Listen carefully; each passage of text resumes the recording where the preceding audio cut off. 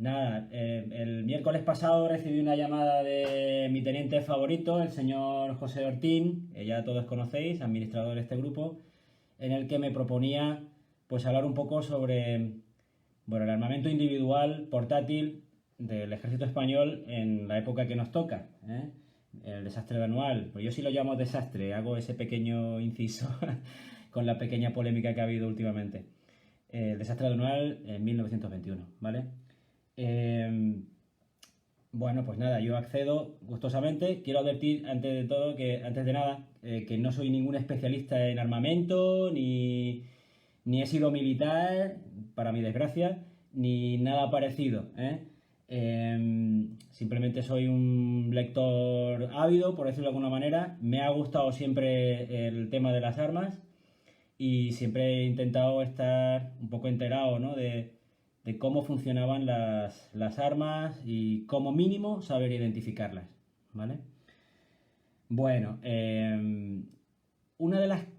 Quería desmentir, o sea, quería hacer dos cosas con esta pequeña charla o presentación, por decirlo de alguna manera.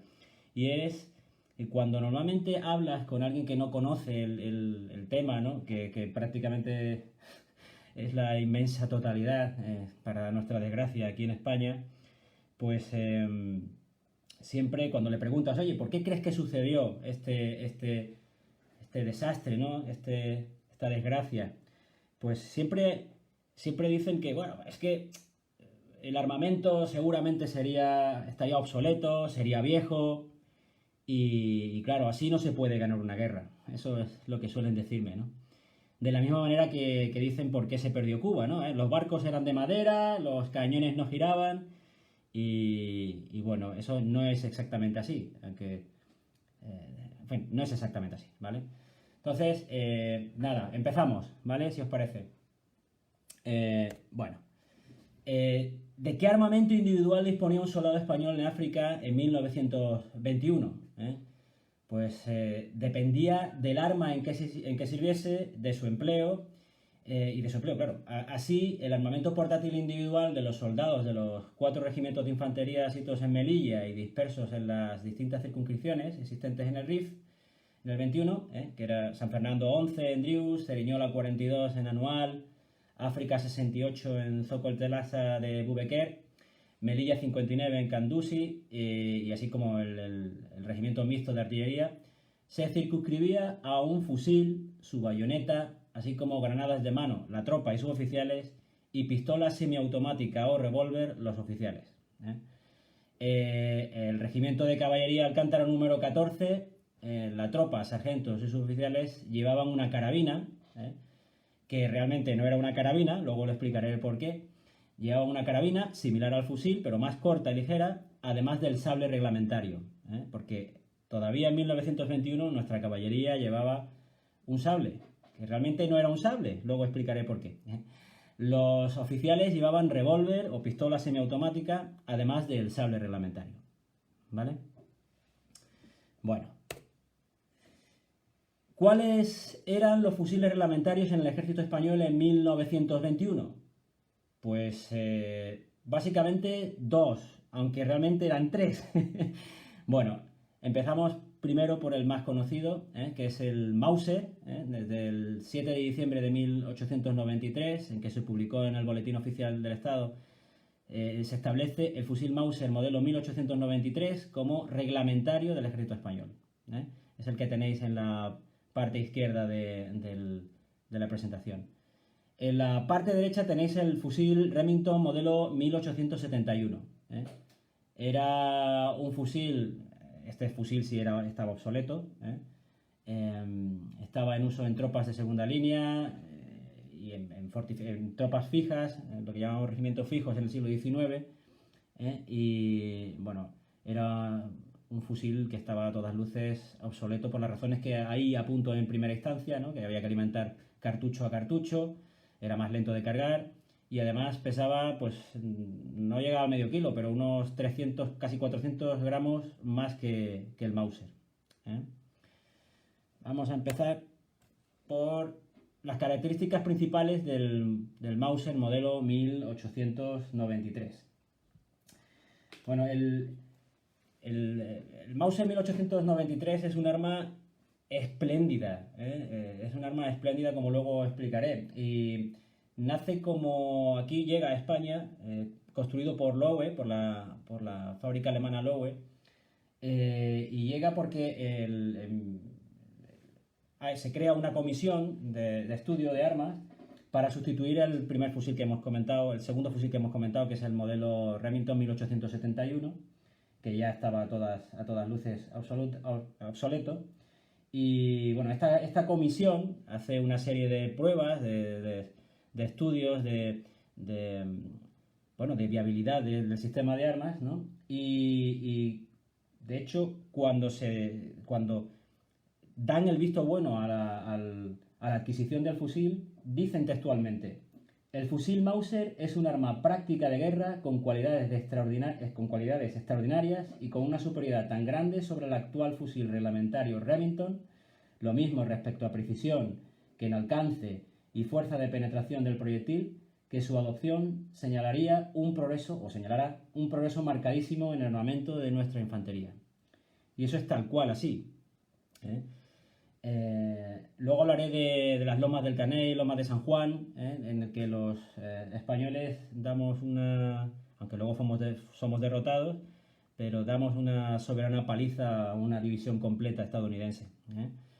Bueno, las características principales del Mauser modelo 1893 las tenéis aquí, tiene una longitud de cañón de 738 milímetros, es un arma larga, es un arma bastante larga, tiene un número de estrías del cañón 4, son 4 estrías.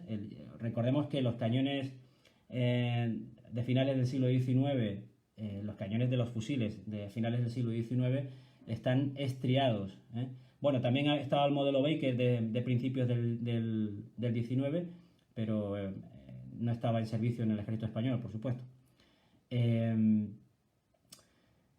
La longitud total del arma sin bayoneta es 1,23 centímetros, o casi 1,24 centímetros. La longitud total del arma con bayoneta es 1,50, o sea, 1,5 metros prácticamente.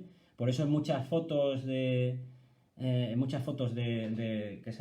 se ven de la época, se ve el soldadito español con una altura de 1,5 metros, 1,60 m, prácticamente parejo con la longitud total del arma, ¿no?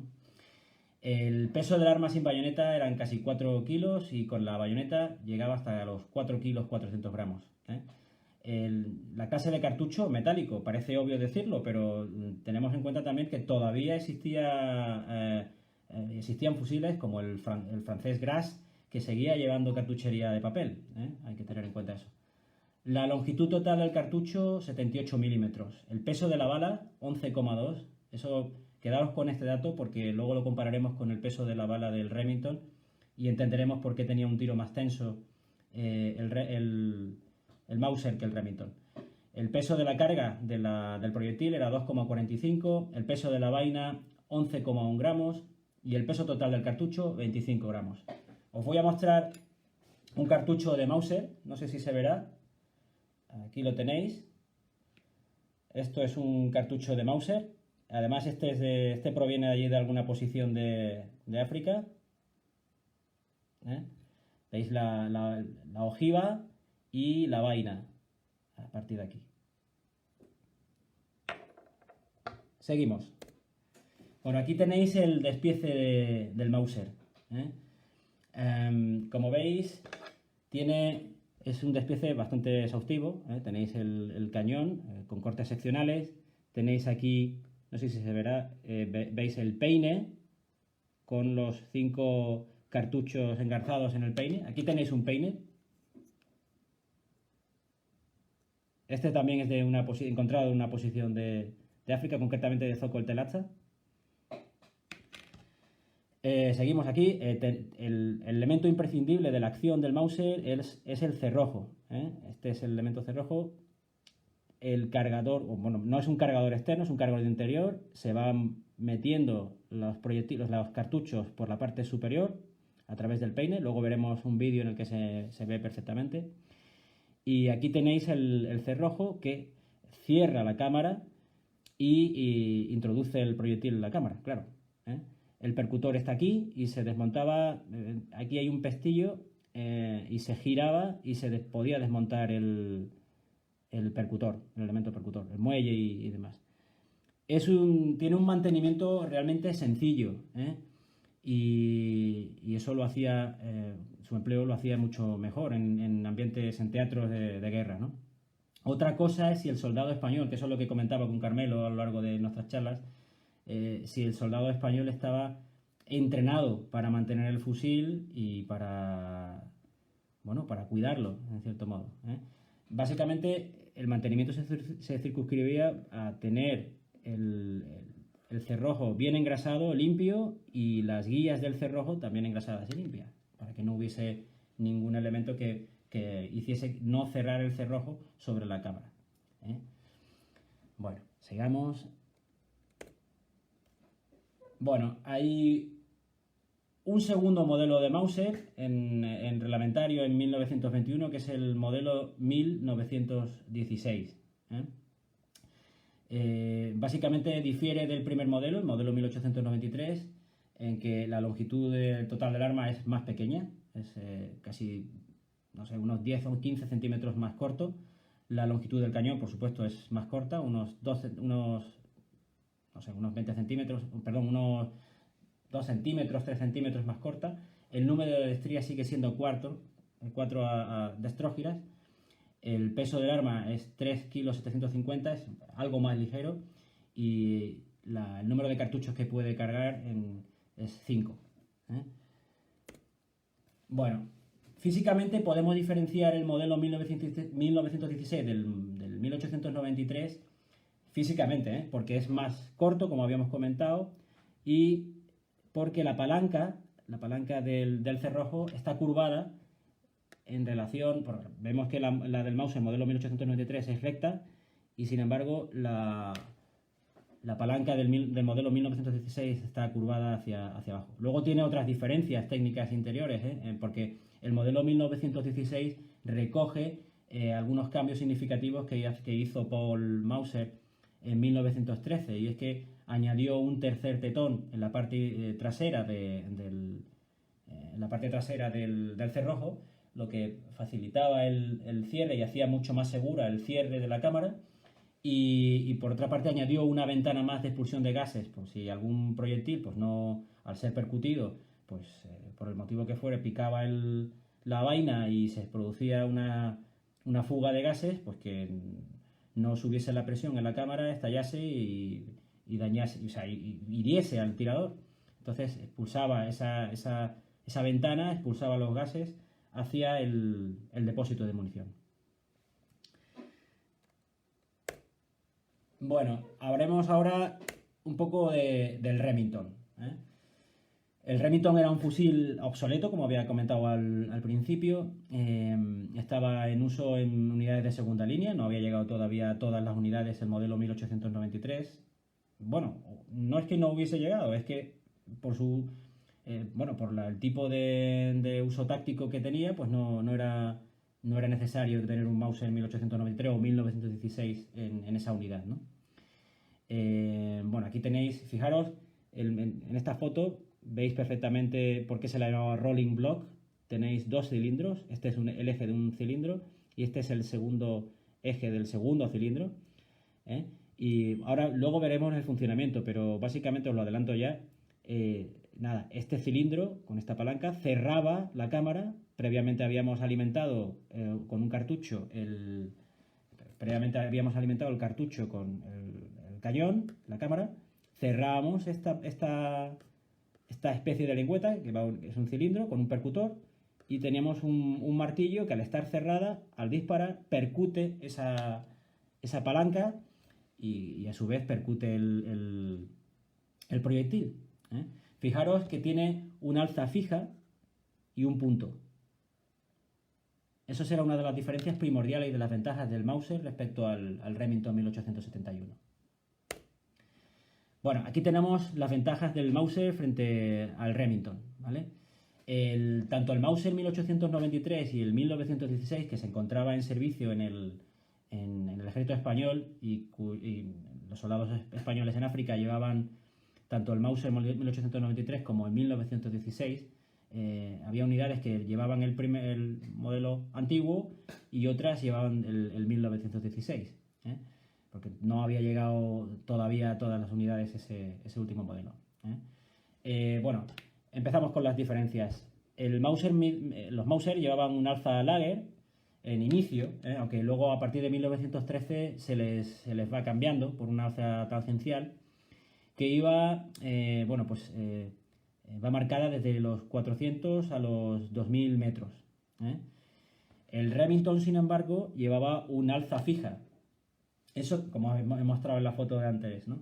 ¿Eso qué pasaba? Pues que las correcciones en altura las tenía que hacer el tirador, en base a su experiencia y a su sapiencia del manejo del arma. Mientras que con un alza puedes corregir el tiro mucho más fácil, los Mauser tenían menos peso, como ya hemos dicho. Remington 1871 tenía un mayor peso, aproximadamente unos 400 gramos aproximadamente más. Eso en campaña se hace pesa 400 gramos, son 400 gramos en campaña, a la hora de andar por el RIF,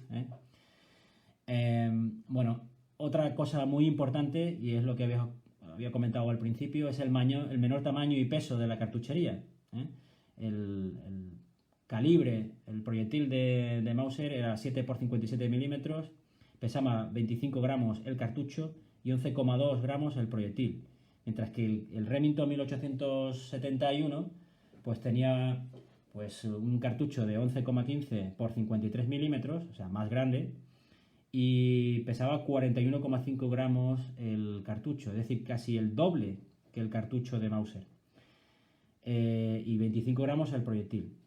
Entonces, si os fijáis, el cartucho de Mauser pesa 25 gramos, el de Remington 1871 pesa 41,5, casi el doble, como he dicho antes. ¿Eso qué hacía? Pues que a igualdad de peso un soldado pudiese llevar un número mayor de munición, y eso en condiciones de combate marca extremadamente la diferencia, el llevar más o menos munición. Luego habíamos hablado también del peso del proyectil, 11,2 gramos del Mauser frente a los 25 gramos del proyectil de Remington. Bueno, pues el menor peso del proyectil de Mauser hace que tenga un tiro más tenso. Se ve menos afectado por la gravedad. Además, posee mayor energía cinética. La velocidad de salida del Mauser 1893 era de 700 metros por segundo. Luego, a partir de 1913, se aumentó esa velocidad, aumentando el peso de la carga, de 2,5 prácticamente a 3,2, o no recuerdo muy bien exactamente el número, hasta 800 metros por segundo. Sin embargo, el peso del Remington, 25 gramos, pues se ve más afectado por la gravedad, tiene más masa. Y entonces el tiro era, no es más parabólico, no era un tiro más tenso, con lo cual el cálculo de tiro a distancia se hacía un poco más complicado. Tenía menor energía cinética también, porque la velocidad de salida en boca era 410 metros por segundo. Recordemos que la energía cinética es un medio masa v al cuadrado, luego la mayor incidencia la produce la velocidad, que está al cuadrado. El Mauser era repetidor. O sea, cargabas 5 cartuchos en la zona de carga a través del peine y podías disparar los 5 muy rápido. Sin embargo, el Remington, como ahora veremos en los vídeos que os voy a poner, era monotiro y prácticamente tenía una cadencia de 8 tiros en minuto. Bueno, un buen tirador puede hacerlo más. Yo lo he visto prácticamente en 10 tiros minuto, pero eran gente muy entrenada. Bueno, vamos a poner, una cosita. Salgo un segundo de la presentación y os voy a poner un vídeo de cómo se maneja el Mauser, cómo se cargaba y cómo se disparaba. Un vídeo del Mauser y otro vídeo del Remington para que lo veáis. Un segundo, escape. Las tengo preparados aquí. Y aquí está. Vale, este es el Mauser 1893. El vídeo está en inglés, lo siento, pero es que no hay manera de encontrar ninguno en español, porque, bueno, la normativa española de armas es la que es y desde luego no hay la suficiente libertad para tener este tipo de armas en funcionamiento. Así que el vídeo está en inglés, es de Estados Unidos. Ahí va el vídeo. Its action. The rifle has a straight bolt handle, handy for slapping out swelled cases. The bolt is idiot-proof with a 3-position flag safety at the rear and 2 opposed locking lugs at the front with an oversized claw extractor riding at the side. The magazine, when empty, stops you from bolting forwards on an empty chamber. You can load in loose ammunition or strip rounds by inserting them into the raised bridge and thumbing the rounds down. The M93 fires the 7x57 or 7mm Mauser cartridge that is still popular today. For its time, the bullet had a flat trajectory, yet boasted mild recoil with a 173-grain bullet traveling at around 2,300 feet per second. My particular rifle was made in Spain by FAMAS d'Armes in 1902. It is in excellent shape for being 115 years young, with only some minor scuffs and bore wear. There are many M93s still out there for around $300 and up. Loading, firing, and being precise with this rifle has required a fair amount of research and trial. But when you pull the trigger on this baby, it is a wonderful experience that transports you back in time. Please. Bueno, permitid un segundo los comentarios. Hemos visto cómo... Un segundo, vuelvo de nuevo a la presentación. Aquí está. Hemos visto en ese vídeo cómo cargaban con el peine los 5 cartuchos en la recámara de la zona de carga del Mauser 1898. El funcionamiento del 1916 era exactamente igual. Aquí tenéis, no sé si lo veréis, aquí tenéis un peine recogido en una de las posiciones y el cartucho iría engarzado aquí junto con otros 4 más. Habéis visto cómo el cerrojo tenía 3 posiciones de seguridad. La primera, hacia la izquierda, permitía el accionamiento del cerrojo y el disparo. Perdón, no permitía absolutamente nada. No permitía ni el disparo ni la extracción del cerrojo. En la posición intermedia, con la llave hacia arriba, como hemos visto en vertical, recordemos que entonces todavía no se utilizaban visores y por tanto no molestaba. En esa posición puedes extraer el cerrojo, pero no puedes disparar. Esa es la que se utilizaba en mantenimiento. Y la tercera posición es la que permite la extracción del cerrojo, pero no, permite el accionamiento y el disparo. Como habéis visto, es un arma muy rápida de cargar, era su principal ventaja, y muy rápida de disparar. Ahora vamos a ver un vídeo del Remington para que veáis las diferencias. Un segundo, salgo de nuevo. Aquí está, el Remington Rolling Block. Aquí lo lleváis.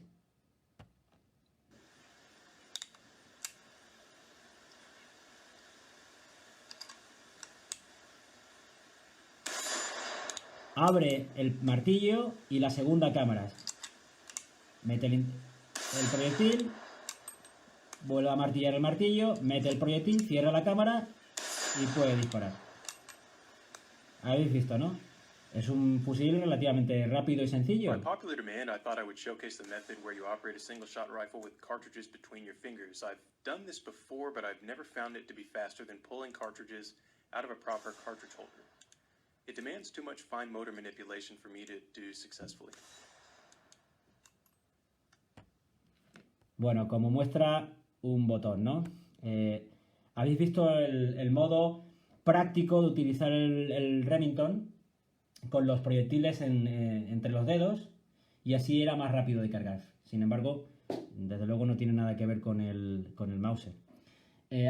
Os había comentado algo que hizo muy famoso al Mauser y que derivó en que otros países tan importantes como Estados Unidos, Inglaterra, desarrollasen, en el caso de Estados Unidos, el M3 Springfield y en el caso de Inglaterra el Lee Enfield. Y es que, los estadounidenses en la guerra hispano-cubana, en 1898, estaban equipados con distintas armas, entre ellos el Remington y sobre todo el Krag Jorgensen, que era un fusil moderno, más moderno que el Remington, que tenía una carga lateral O sea, tenía un depósito lateral donde se cargaban los disparos, pero aún así era bastante lento de accionar, ¿no?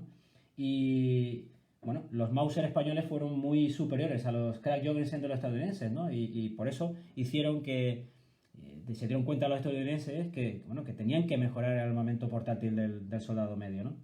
El ejemplo fue palmario, sobre todo en el combate de Caney, ¿no? Donde 3 compañías del Regimiento de Infantería La Constitución número 29, que tendría, pues, no sé, una compañía, son aproximadamente unos 100 y pico hombres, pues unos 400 hombres.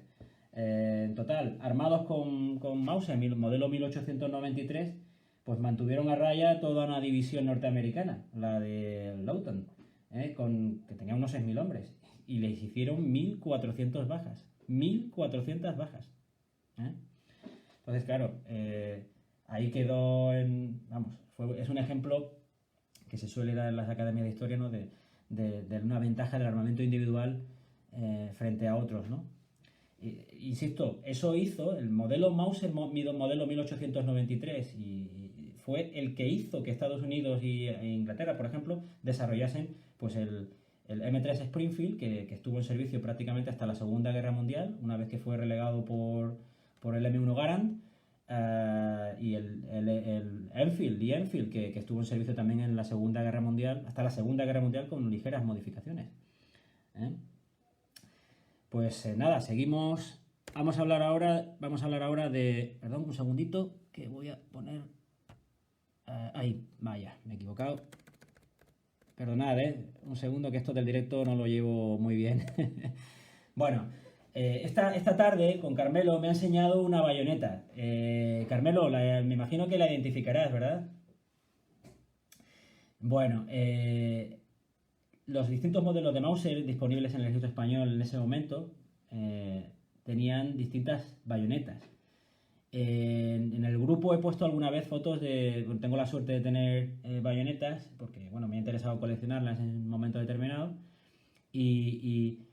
bueno, me alegra haber servido un poco para identificar algunas bayonetas que la gente tiene y que no sabía exactamente de qué eran. Todavía algunas veces, aquí en Lebrija en concreto, he tenido que identificar hace 2 semanas una bayoneta como la que estáis viendo, modelo Mauser 1893, ¿vale? Son muy fáciles de identificar una vez que las conoces, Bueno, el Mauser modelo 1893 pues tenía una bayoneta más corta, La hoja era una hoja de acero de 37 milímetros, perdón, de 37 centímetros, vaya, me he equivocado ahí. Tenía unas cachas hechas en nogal, que precisamente es lo primero que se estropea cuando hay humedad y demás, hay que tener mucho cuidado, pero es fácilmente identificable, como veis, la bayoneta Mauser. En la parte de la base de la hoja veréis distintos sellos. La mayor parte de las bayonetas que se conservan o que la gente tiene y que puede adquirir están hechas aquí en España por la fábrica de artillería de Toledo. Fábrica de artillería de Toledo, por la fábrica de Toledo. Y bueno, dependiendo del año de uso, del año de fabricación, pues tiene un sello y otro. Son muy curiosas y bastante raras de ver las que están hechas por Loewe en Klingenthal y Solingen, que tienen una marca alemana aquí en la base. Bueno, pasamos a la bayoneta Mauser 1916, que es la más conocida, quizás porque estuvo más tiempo en servicio. De hecho, en desfiles y demás todavía la podemos ver, ¿no? Es bastante más larga. Se llama bayoneta, pero no es una bayoneta, es una espada bayoneta, porque mide nada más y nada menos que 52 centímetros y medio. Aquí tenéis una, os la voy a enseñar, esta es mía, no sé si se verá muy bien, es que con la luz no se ve muy bien. A ver un momento, a ver si puedo enseñaros el sello. No puedo, me cago en la leche, no tengo aquí ninguna luz. A ver, un segundito, permitidme. A ver si la puedo enseñar. Aquí. Vale, ahora sí, a ver si podéis verlo. ¿Lo veis ahora? Ese es el sello que os decía. Pone Artillería, Fábrica de Toledo. ¿Lo veis, verdad? Dependiendo del año de fabricación, el sello era de una u otra manera.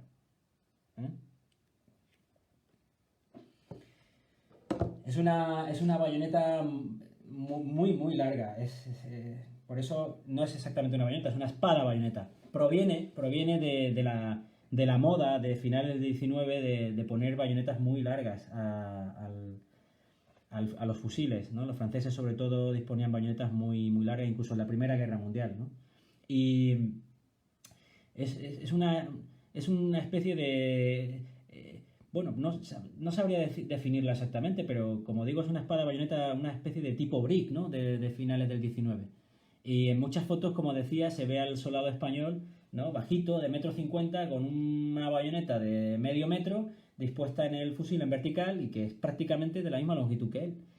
Se hace un poco gracioso, ¿no? Ver aquellos hombres con este tipo de armamento tan largo. Hoy Carmelo por la tarde me comentaba que era Alfonso XIII el que había decidido que este tipo de bayoneta fuese tan larga porque el arma tenía que ser imponente en relación al soldado. Eso me contaba. Bueno, aquí la bayoneta Remington era una bayoneta mucho más al uso. Es una bayoneta de cubo, triangular. Os voy a enseñar una. La tengo aquí. La extraigo de la vaina. Aquí tenéis la bayoneta de 3 caras, muy afilada, y de prácticamente la misma longitud que la espada bayoneta del fusil Mauser modelo 1916. Perdón. Pasamos... Bueno, también quería hablar de la carabina o tercerola. En realidad no era una carabina, era una tercerola, porque medía una tercera parte, era una tercera parte más corta que la carabina.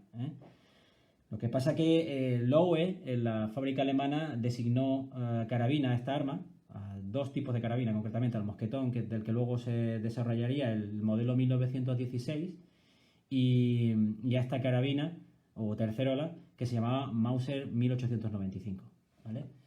Bueno, esta concretamente, que es muy conocida. Hay muchas fotos en la guerra civil de guardias de asalto con este tipo de arma. No sé si es que las cogían de algún parque de caballería o algo, porque es un arma, ahora la enseñaré de nuevo, es un arma que se desarrolla para unidades de montaña y caballería. Tiene el mismo mecanismo y funcionamiento que el fusil, y frente al fusil presenta 3 grandes diferencias. Tiene una menor longitud, es 29 centímetros más corta. El cañón terminaba a ras de caja, por lo que no permitía el uso de bayoneta. Y el mando, o la palanca del cerrojo, está acodada, de la misma manera que estaba el modelo 1916. Aquí lo vemos. El cañón termina a ras de caja y el cerrojo está acodado. Veis que es un arma mucho más compacta, ¿no? Convenía llevar poco peso y que fuese fácil de desembarazar, es decir, de extraer de la funda y demás, ¿no? Para una acción rápida. Este modelo se llama 1895, aunque no recoge las modificaciones que Paul Mauser hizo en el modelo 1893, y se llama 1895 porque fue el año de adaptación, el año en que se hizo reglamentaria en el ejército español para unidades de caballería y montaña.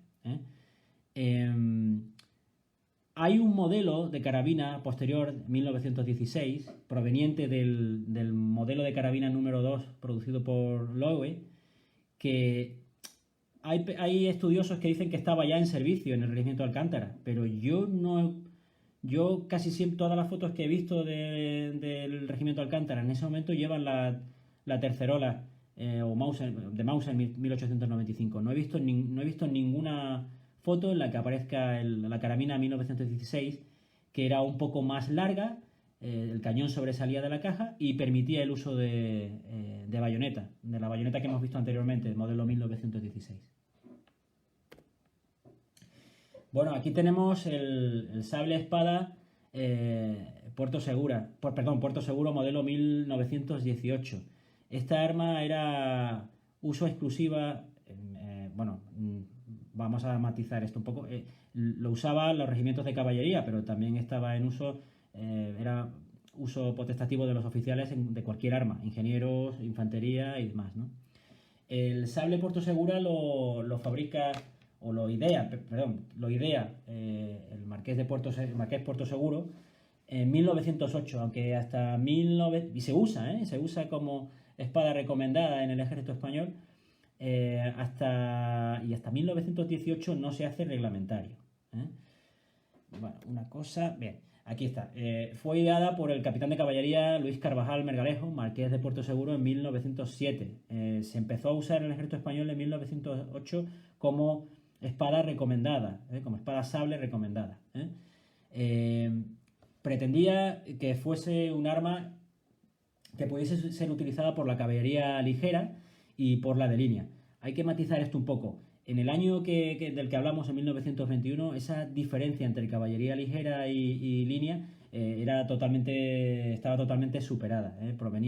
Esa división provenía del siglo XVIII, del final del XVIII, en el que la caballería existían dos tipos de caballería, básicamente. La caballería ligera, que la componían los húsares y los cazadores, y la de línea, dragones y coraceros. Y ambos tipos de caballería pues tenían misiones diferentes y complementarias. Y por tanto su armamento era del que estaban equipados era diferente. Así los húsares y cazadores utilizaban sable y sin embargo los dragones y coraceros pues utilizaban espada. Ahora explicaré un poco las diferencias entre espada y sable. Este hombre, el marqués de Puerto Seguro, era un gran aficionado a la esgrima y parece ser que había adquirido muchas espadas a lo largo de los años de servicio, espadas que estaban en servicio en los ejércitos europeos del momento. Y bueno, de su estudio, pues pensó que era mejor homogenizar una arma blanca para los regimientos de caballería, ¿no? Y crea la espada sable modelo 1918. Esta espada sable aunaba las ventajas de una espada y del sable. Solo tenía un filo, como los sables, ¿vale? Los filos tienen solo un sable para atajar y por supuesto para pinchar, no tienen una punta, pero era recto como las espadas, para dar mayor fuerza al tajo. Fue definitivamente reglamentario, como había dicho antes, en unidades de caballería a partir de 1918. La longitud de la hoja eran 890 milímetros y el peso, pues 965 gramos. Es un arma muy ligera, si lo observáis. Cualquiera que haya tenido, no es fácil, ¿no? Pero si habéis visto alguna vez en los museos o habéis tenido la suerte de tener un sable, no sé, modelo 11 de caballería de dragones de francés, por ejemplo, ¿no? Pues pesa 2 kilos, algo más de 2 kilos y medio. Y si uno lo cogía en vertical y lo sostenía horizontalmente con el brazo horizontal al suelo, tenerlo más de 2 minutos ya costaba. Sin embargo, este arma es una arma bastante ligera, por lo tanto muy rápida de utilizar y debía ser letal, vamos. Estuvo en servicio hasta 1921 y fue el último modelo adoptado para tropa. Y es bastante... todavía se puede ver en muchas armerías y demás, en militarías, quiero decir, y se pueden adquirir porque hay muchos en buen estado. Bueno, ahora vamos a hablar de los revólveres y pistolas. No sé si voy muy rápido, está bien, porque como no obtengo... No sé si voy muy rápido, la verdad. Los revólveres y pistolas. Hasta 1905 no existía un arma corta reglamentaria en el ejército español. Los oficiales, porque las pistolas y revólveres eran potestativas de los oficiales, aunque había algunos cuerpos, como Aeroestación y algún otro tipo de cuerpo más, que sí disponía de pistolas, la tropa. Los oficiales tenían que adquirir una pistola o revólver que tuviese unas medidas determinadas. No podía medir menos de 210 milímetros de longitud y una longitud máxima de 250 milímetros. Tenía también que tener un peso máximo de 1,2 kg, creo recordar, y además tenía que disparar el cartucho reglamentario. Curiosamente tenemos un cartucho reglamentario de 11 milímetros, modelo 1884. Fijaros que la medida de 11 milímetros es generalizada en fusiles y arma corta desde 1910, desde, ya te digo, desde finales del siglo XIX hasta prácticamente principios del siglo XX, de 11 milímetros. Seguimos. Bueno, los revólveres recomendados para jefes oficiales, había más, lo que pasa que los dos más conocidos son el Anitua y Charola, fabricados aquí en España, en el País Vasco. Era un revólver de simple acción, de 6 tiros, y el cañón era de 17,5 milímetros. También estaba, y este es el más común que he visto yo en las fotos, es el Orbea número 7, fabricado por los hermanos Orbea allí en Guipúzcoa, en el País Vasco, aquí en España. Era un revólver de doble acción, de 6 tiros, y tenía una longitud de 240 milímetros.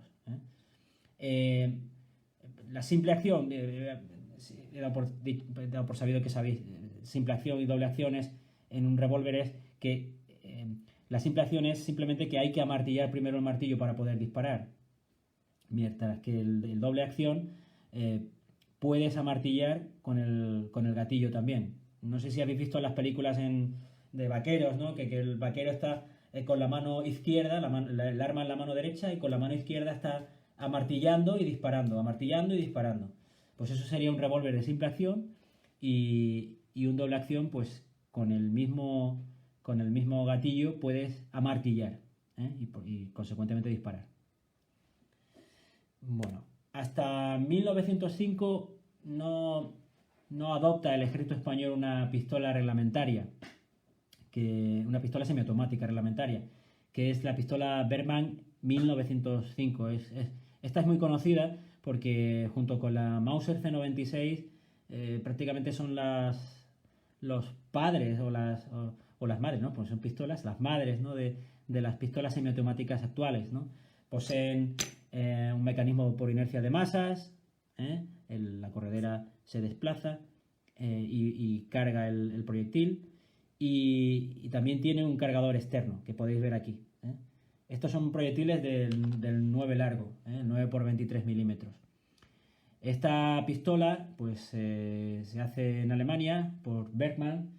El fabricante pasó más que las grecas, por decirlo de alguna manera, porque el hombre había ofertado esta pistola en calibre 11 milímetros y 10 milímetros también, pero no conseguía contratos hasta que tuvo el contrato con el ejército español, pero el ejército español la pedía en 9 milímetros, y por ello tuvo que modificarla y prácticamente le llevó a la quiebra. De hecho, tuvo que ceder los derechos de la producción de esta pistola a otra fábrica. Era una pistola poco fiable. Parece ser que era bastante... Yo no he disparado nunca con una Bergmann, pero parece ser que era una pistola poco fiable. Se rompía bastante el arco de la corredera, y el cartucho 9x23 es un cartucho bastante potente. De hecho, se sigue utilizando el 9 largo, ¿no? El 9x23 9 largo. Aquí tenéis, os voy a enseñar una. Aquí no sé si lo veréis bien, que con la luz no sé si se verá bien. Pues es un calibre, usaba un calibre que se sigue usando todavía, y de hecho es junto con el 9x19, 9 corto, 9 Parabellum, es uno de los más usados. Bueno, aquí tenemos la pistola que sí estaba en servicio en el momento del desastre de Anual, que era la pistola Campogiro, que era reglamentaria a partir de 1913. Seguía usando el calibre 9x23. De hecho, es un calibre, como he dicho antes, adoptado hasta la modernidad. Sin embargo, tenía una capacidad mayor. Ya era de 8 tiros y el cargador iba justo debajo en la empuñadura. Ya se parece algo más a una pistola moderna. Pesaba 1 kilo, y creo que la longitud era en torno a 240 milímetros. Curiosamente, las cachas estaban hechas de hueso en sus primeras series, pero a partir de 1914 pues parece ser que hubo un bloqueo de ese material por parte de los aliados, y las cachas se empezaron a hacer de madera, concretamente de nogal también. Esta pistola era bastante más fiable y tenía una mayor capacidad, tenía 8 tiros. Esta pistola sí fue utilizada masivamente. Lo que pasa que, por los oficiales, quiero decir, lo que pasa que su producción se cortó en distintos años porque el Marqués de Campogiro, perdón, pues hacía modificaciones, la iba modificando y parece que su producción era intermitente. De hecho, había oficiales, la oficialidad se quejaba de, primero, tenía unos revólveres que no quería usar, aunque estuviesen aconsejados, prefería una pistola semiautomática, pero la Berman no convencía a nadie. La Campogiro no se podía comprar porque la producción era intermitente y no había muchas unidades. Entonces se veían que cuando iban a campaña, pues no tenían un arma adecuada, no tenían un arma adecuada. Y entonces, bueno, procedían a adquirir pues los revólveres como hemos visto antes, ¿no? El Orbea número 7, que es una copia del Smith & Wesson 44 Russian, o, o, o algún tipo Merwin o alguno de esos, ¿no? Los que hemos visto anteriormente. ¿Ya? Bueno, aquí está la Astra 400, la he incluido porque es un arma que entró en servicio en 1921. Dudo que estuviese en servicio, bueno, entró en servicio en 1921, pero dudo que estuviese en África en 1921 durante la época que nos toca. Yo, por lo menos, no he visto ninguna foto con ningún oficial con una Astra 400. No lo sé, tal vez vosotros podéis indicarme si habéis visto algún oficial con una Astra 400. Es un arma que sigue el diseño de Campogiro. De hecho, Campogiro cuando muere en 1916, pues se cae tiene un accidente con un caballo, un accidente hípico, se mata, pues la patente va a la fábrica que las producía.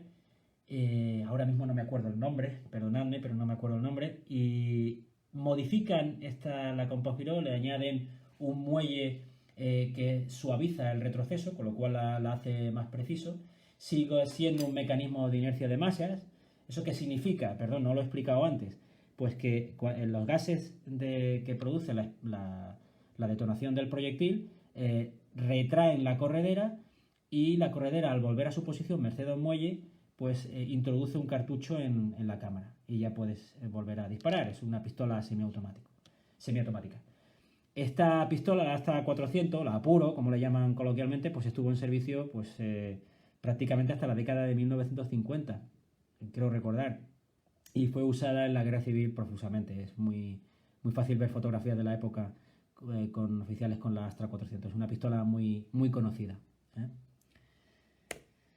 Bueno, aquí tenemos otra arma que portaban nuestros queridos soldados españoles en África, y era la granada defensiva de guerra modelo 1918, o tonelete. También se le llama tonelete por razones obvias.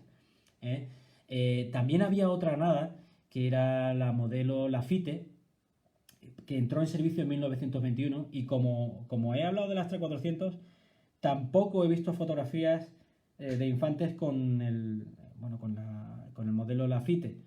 Sí sé que entró en servicio en 1921, pero dudo que estuviese en servicio durante el desastre. La que sí estaba en servicio era la que veis, que es el modelo 1918 o tonelete, que es una granada. Bueno, existían dos modelos de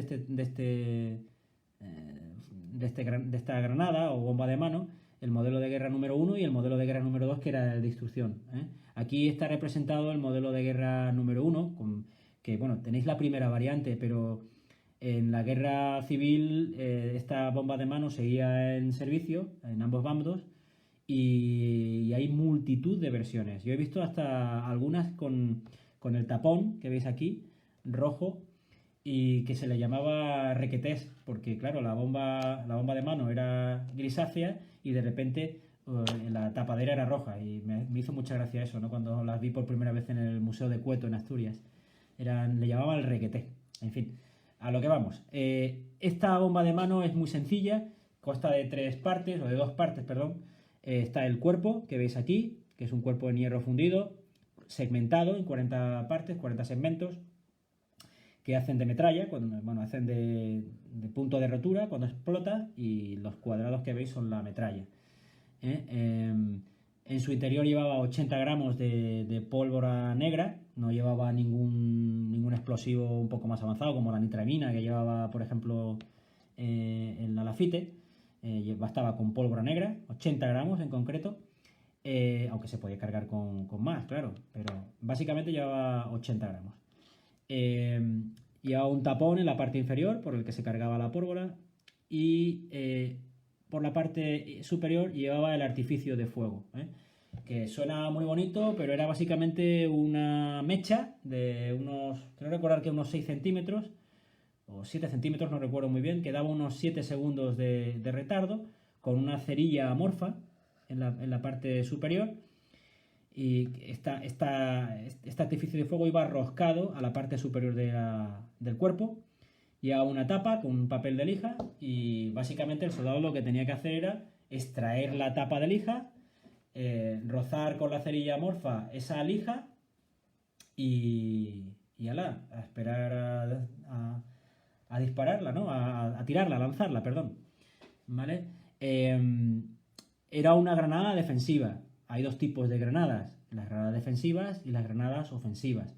Las granadas defensivas tienen un alcance letal aproximadamente de unos 70-80 metros, y claro, había que tener mucho cuidado porque claro, una granada de este tipo las podías lanzar a 30-40 metros, con lo cual tenías que tener un parapeto defensivo, ¿no? O cuerpo a tierra, alguna trinchera o algo para poder utilizarla.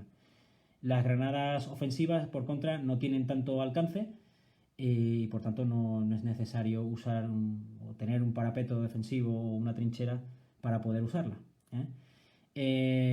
Cuando estuve allí en Melilla, el camarada, el compañero, amigo Santiago, el mayor especialista de este tema que hay de anual, pues me enseñó alguna granada y que él había recogido en alguna de las posiciones durante alguna de las visitas, y bueno, estaban intactas y bueno, daban fallos. Él le explicó que muchas veces el artificio de fuego no estaba bien roscado al cuerpo, y parte de la presión que se producía cuando explotaba la bomba de mano, pues parte de la presión se perdía y no fragmentaba la granada.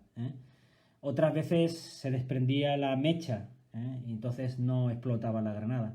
Y es frecuente encontrar este tipo de granadas ahí en las posiciones. Se han encontrado algunas, pero más aquí en territorio español durante la guerra civil. Pues en sitios donde hubo combates es bastante frecuente seguir encontrándolas. En el Museo de Cueto en Asturias hay muchísimas. Y bueno, hasta aquí la presentación. Momento, por favor. Conectar. No, cancelar. Vale. Aquí está, desde el principio. Lo tengo ahí. Bueno, no sé si he sido muy pesado o si os he aburrido mucho, pero ese era el armamento básico que llevaba el infante español y el soldado de caballería español del momento, incluido el regimiento mixto de artillería, claro, no lo he comentado. Bueno, como veis, era un armamento bastante moderno, era un armamento totalmente moderno y apto para la época. De hecho, se ha seguido utilizando hasta épocas muy relativamente recientes. Y como os digo, fue usado como modelo de desarrollo para fusiles que todos conocemos, ¿no? El Lee Enfield, el M3 Springfield, hasta la llegada de los semiautomáticos a posteriori, ¿no? Durante la Segunda Guerra Mundial. En cuanto a no he querido meter más contenido, bueno, porque podía haber hablado del armamento que llevaban los rifeños, ¿no? Un poco para desmentir, ¿no?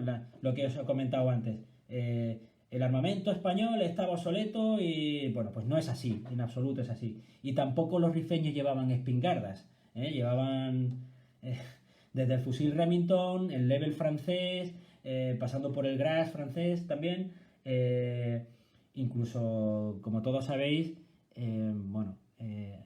hubo bastantes partidas, desgraciadamente, de Mauser modelo 1916 que les fueron suministrados en momentos anteriores al desastre y que supieron utilizar muy bien contra nosotros.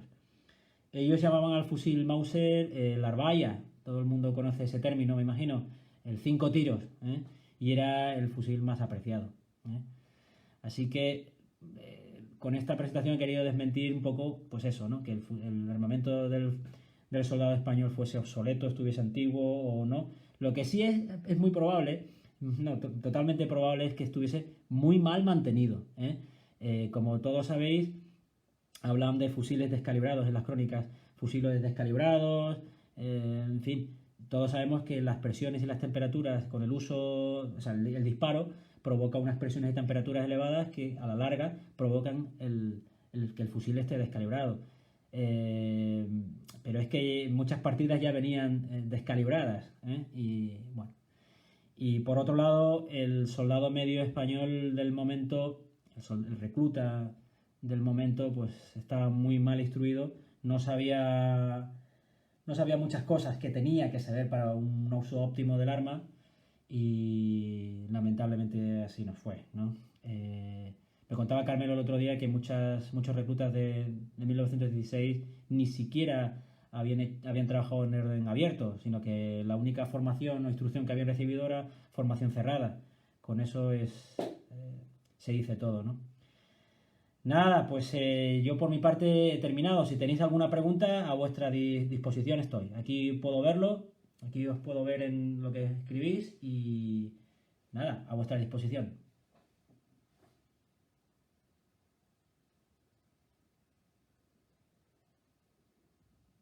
Sí, dice Carmelo que el problema era el mantenimiento de esas... Sí, efectivamente, y el entrenamiento. No, como he dicho, el soldado medio español no carecía de un entrenamiento adecuado. Se parecían los regimientos españoles del momento, el regimiento de infantería, se parecían un poco a los regimientos provisionales, no los regimientos provisionales de napoleónicos, ¿no? Carecían un poco de ese entrenamiento exhaustivo, sí básico, pero no exhaustivo, ¿no? Y que tan mal resultados dio en la guerra de independencia española, ¿no? A los franceses en los primeros momentos, quiero decir, en la batalla de Bailén, por ejemplo, ¿no? Sí, desgraciadamente era así. Me alegro que te haya gustado mi teniente a sus órdenes.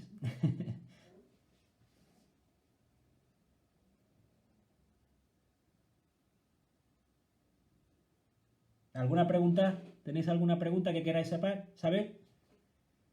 ¿Sabéis cuánto costaba un Mauser de la época? Pues costaba en torno a entre 67 y 75 pesetas. Ojalá se pudiese adquirir uno a ese precio hoy día, ¿eh?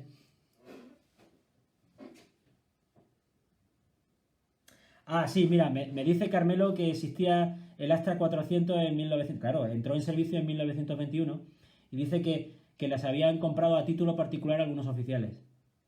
Vale, y que no encontraron en servicio hasta... no puedo verlo aquí. Sí, hasta agosto de 1921. Vale, esa es la razón por la que no vemos fotografías anteriores a agosto con oficiales usando la Astra 400. ¿Alguien tiene alguna pregunta? ¿Alguna pregunta técnica o de historia o algo al respecto? ¿Te refieres a si los Mauses todos se construyeron en España, mi teniente? No, no es así. Hubo un gran número, hubo un gran número que se construyó fueron suministrados por la fábrica Loewe, perdón, de Alemania, junto con las Mauser y demás. De hecho, también se adquirieron, curiosamente, Mauser modelo 1891 argentinos, debido a la premura de la situación. Y esos diferían básicamente en el marcao. Bueno, había alguna diferencia técnica, y es que el cerrojo tenía solamente una ventana de expulsión de gases, pero físicamente no los podías diferenciar, básicamente por el sello que tenían en el cerrojo.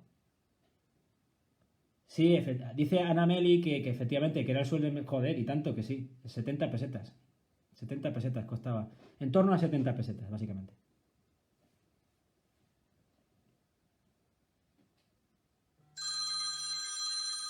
Ay, perdón.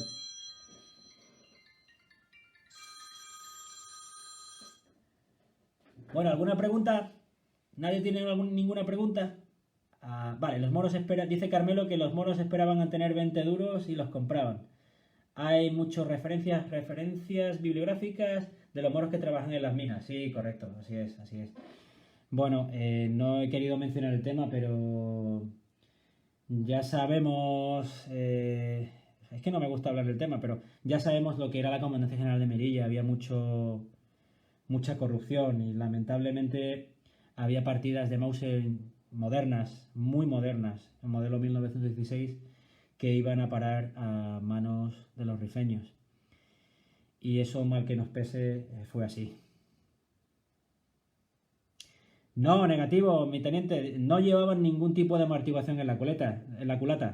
Mira, yo he tirado con Mauser, he tirado con un Mauser 1916 en un país que no es España, porque aquí es complicado, pero yo no he encontrado su retroceso mayor que una K-47.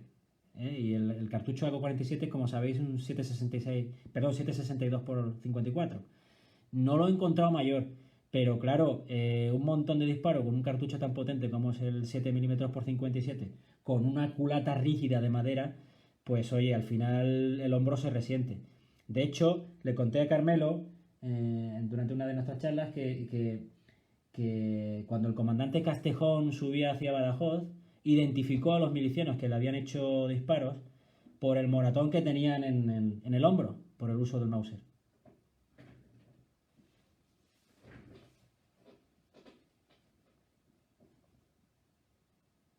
Venga, ¿alguna pregunta más? Venga, hombre, aprovechad un ratito.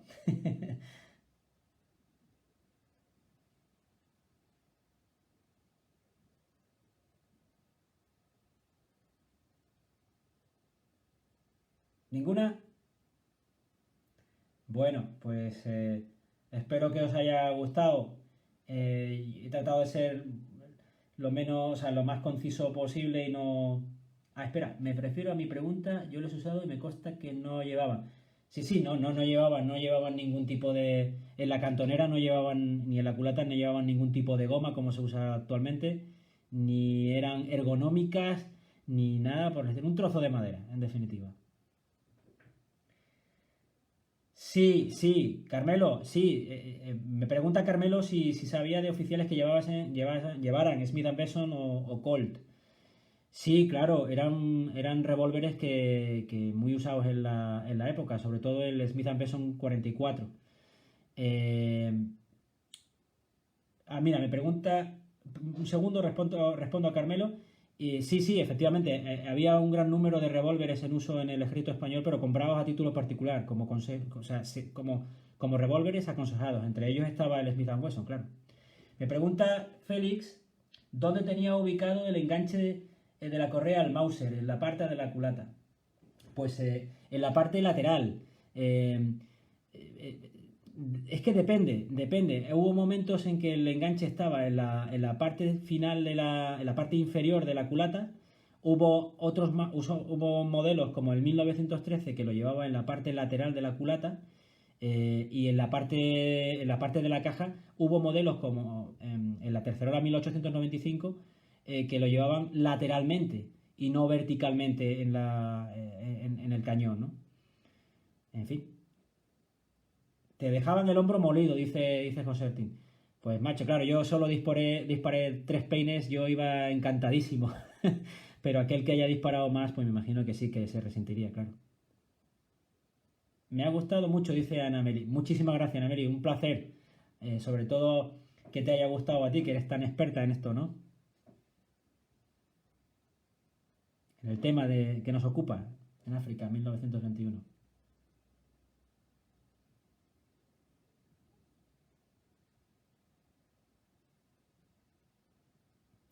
Sí, me dice el teniente José Ertín que explica qué significaba y para qué servían las estrías del cañón. Bueno, a ver, los primeros fusiles tenían una ánima lisa, es decir, el interior del cañón no estaba rayado. En los mosquetes del modelo 11, por ejemplo, todos los mosquetes de principios del siglo XIX y de prácticamente hasta la mitad del siglo XIX no eran ánima lisa, no estaba rayada. Con las estrías levógiras o destrógiras en el interior del cañón lo que se hacía era hacer girar el proyectil, lo que le confería una mayor precisión. Había fusiles que tenían seis líneas destrógiras o y el giro sobre todo hacia la derecha, destrógiras normalmente. Era simplemente para aportar mayor precisión al arma. Pues te lo perdiste, Santiago. He hablado de cuando me comentaste de la granada modelo 1918, la Tonelete, los fallos que tenía.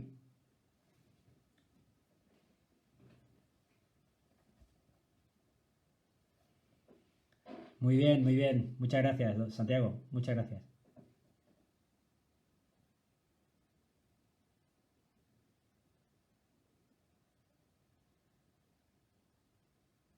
¿Alguna pregunta más?